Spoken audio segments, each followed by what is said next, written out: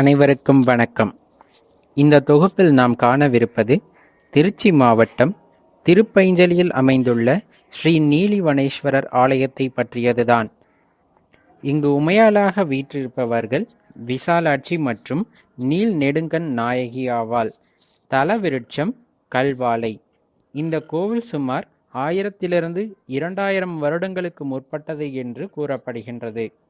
இக்கோவிலின் புராண பெயர் வாழைவனநாதர் என்று அழைக்கப்படுகின்றது.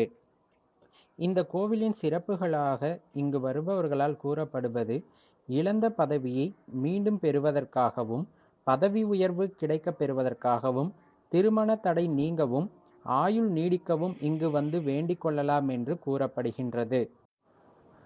தல வரலாறாக இங்கு கூறப்படுவது, பிராமி, மகேஸ்வரி, கௌமாரி, வைஷ்ணவி, வராகி, இந்திராணி, சாமுண்டி ஆகிய சப்த கன்னிகளும் தங்களது திருமணத்திற்கு முன்பு இத்தலத்திற்கு வந்து அம்பாளின் தரிசனம் வேண்டி தவம் செய்தனர்.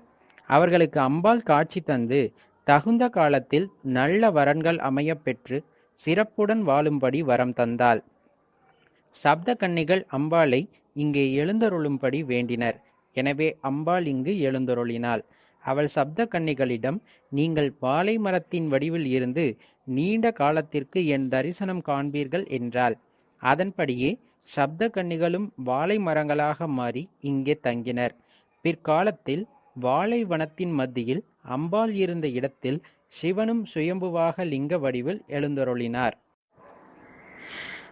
திருக்கடையூரில் யமனை காலால் உதைத்து சம்ஹாரம் செய்தார் சிவன். இதனால் உலகில் இறப்பு என்பதே இல்லாமல் உயிர்கள் அனைத்தும் நீண்ட ஆயுளுடன் இருந்தது. பாரம் தாங்காத பூமாதேவி சிவனிடம் முறையிட்டாள். ஒரு தைப்பூச தினத்தன்று சிவன் இத்தலத்தில் யமனை தன் பாதத்தின் அடியில் குழந்தையாக எழும்படி செய்தார். தர்மம் தவறாமல் நடக்கும்படி அறிவுறுத்தி அவருக்கு மீண்டும் பணியை கொடுத்தார். இதன் அடிப்படையில் இங்கு பிரகாரத்தில் யமனுக்கென்று தனிச்சன்னதி இருக்கின்றது. இச்சன்னதியில் சிவன், அம்பாள் மற்றும் முருகனுடன் சோமஸ்கந்தராக இருக்க சுவாமியின் பாதத்தின் கீழ் குழந்தை வடிவில் யமன் இருக்கிறார். இச்சன்னதி குடவரையாக அமைந்திருப்பது இதன் சிறப்பாகும். இங்கு வாழை மரமே தல விருட்சம். திருமண தோஷம் உள்ளவர்கள் வாழை மரத்திற்கு தாலி கட்டி பரிகார பூஜைகள் செய்கின்றனர். இவ்வாறு செய்வதால் விரைவில் திருமணம் நடக்கும் என்பதும் நம்பிக்கையாக உள்ளது. பங்குனி, புரட்டாசி மாதங்களில் 3 நாட்களில் சுவாமி மீது சூரிய ஒளிக்கற்றை விழுகிறது. இத்தல இறைவன் சுயம்பு லிங்கமாக அருள்பாலிக்கின்றார் என்றும் கூறப்படுகின்றது.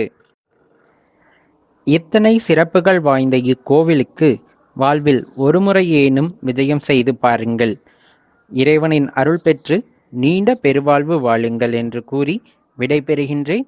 நன்றி, வணக்கம்.